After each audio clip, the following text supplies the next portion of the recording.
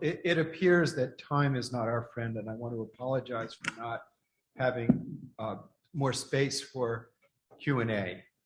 But I want to give some concluding remarks. They won't be long, but I think it's important. I think one of the most important points that was made was Suzanne Spaulding's point of that individuals matter. And in authoritarian regimes, individuals don't matter. Only one individual matters. Because the whole model is that the individual doesn't have moral agency. And the idea of moral agency being expressed through the process of democracy is what gives people empowerment. It doesn't actually give them empowerment. We're born with that empowerment. And that's what the Universal Declaration of Human Rights is essentially about. We are endowed with it as part of our humanity.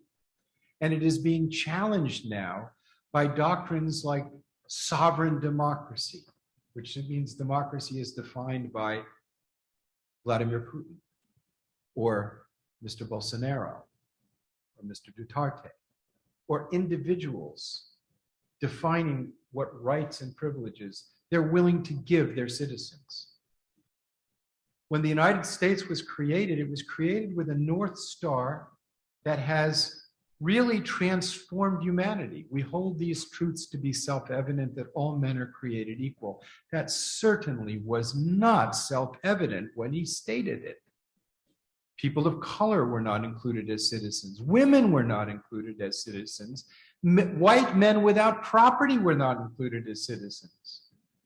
But it has grown in its clarity since then, and our society and the world has grown in clarity, because what was behind it was a sense of the sacredness of every single individual, and a society based on that moral agency is essential for the future of humanity, because the choice before us is regimes in which that moral agency of the person is marginalized or honored.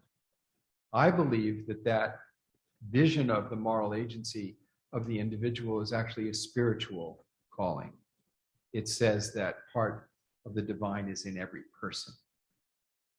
And that's what's at stake. Make no, don't look away, because it is at risk. That's essentially what's at risk in the Ukraine today. That's essentially at risk when we don't honor treaties that we're part of, because that's our constitutional foundation, the Supremacy Clause. That's at stake when we have media defining the problem we have today as epistemological. There's people have different definitions of what's true or false. Well, people, in a free society, people can believe anything they want. But the way in which we guide our institutions and the way truth is discovered is how Mark Aronchick pointed it out. It's through the process of the rules of evidence presented in courts of law. 60 cases said, this is the truth for the purposes of our institution. Rejecting that is rejecting the very foundation of the moral agency of the individuals protected by the rule of law in our system.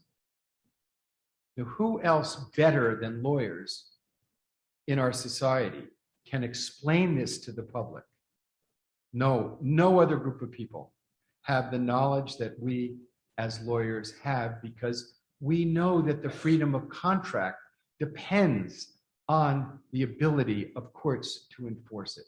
One of the great experiences I had in my life was during the height of the Cold War, being involved in bringing lawyers from the then Soviet Union to the United States with a group called Lawyers Alliance for World Security. I think Suzanne was part of that. And I'll never forget bringing those lawyers to see jury trials. And they told me, you mean normal citizens participating in the administration of justice? I said, yes. How does it work where you are? Well, the trial is done and the judge calls the commissar, because their courts were totally politicized. Then we took them to bankruptcy court. Well, bankruptcy court was a place where they would say, you mean that a person in debt can seek refuge in the state from the rapaciousness of banks? Yes. And then they met U.S. attorneys who were appointed in the political process. And they questioned, his name was Bazelon, was the U.S. attorney in Philadelphia at the time. Will you prosecute without partisanship? Absolutely. But this is what they really, really turned their heads around.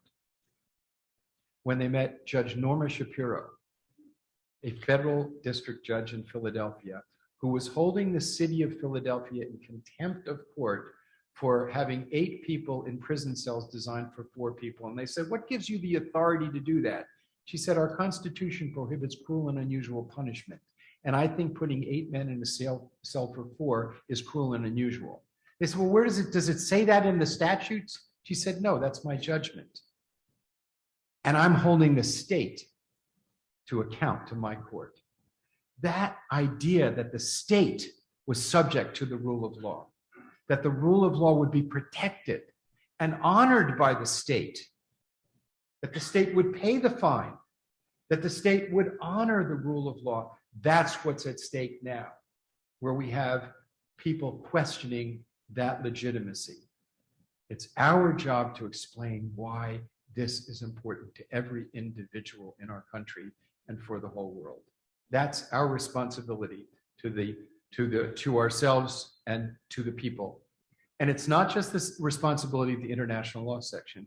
I think it's the responsibility of the American Bar Association as an institution to take on this job in a nonpartisan way, in a way that explains that over time, Republican conservatives and libertarians and liberal Democrats all have moral agency, but we have a methodology of giving that agency guardrails and protections, and that is the rule of law.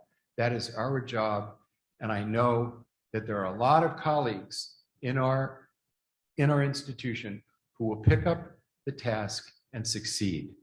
Thank you very much, and Nancy, thank you for letting us do this. Thank you.